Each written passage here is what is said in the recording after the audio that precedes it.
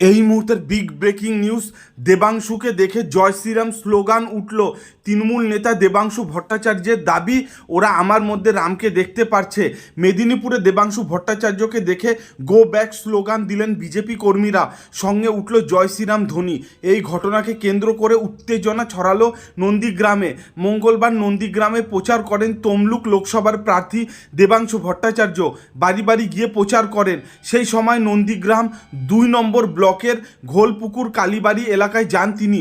সেখানে তাকে দেখে গো ব্যাক স্লোগান দেন বিজেপি কর্মীরা, জয় শ্রীরাম ধ্বনিও তোলেন তারা। এরপরে ওই এলাকায় একটি জনসভা ছিল দেবাংশুর। সেখানে তিনি সাংবাদিকদের প্রশ্নের মুখোমুখি হন। বলেন, ওরা আমাকে দেখে জয় শ্রীরাম বলছে, আমার মধ্যে রামকে দেখতে পারছে। আমি হরে কৃষ্ণ বলেছি। শুধু তাই নয়, গো ব্যাক স্লোগান নিয়ে দেবাংশুর দাবি, বিজেপির মতো দলকে নিয়ে তিনি কিছুই মন্তব্য করতে চান না।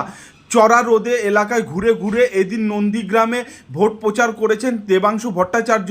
মাঝ রাস্তায় গ্রামবাসীদের কাছ থেকে জল শরবত খান তৃণমূলের এই প্রার্থী। এই প্রসঙ্গে দেবাংশু বলেন, ভোটের গরম, প্রাকৃতিক গরম দুটোই আছে। এই পরিস্থিতির মধ্যে যদি এমন মায়েরা থাকেন যারা ঠান্ডা পানীয় দিয়ে সাহায্য করেন, তবে শরীরও ঠান্ডা হয়ে যায়।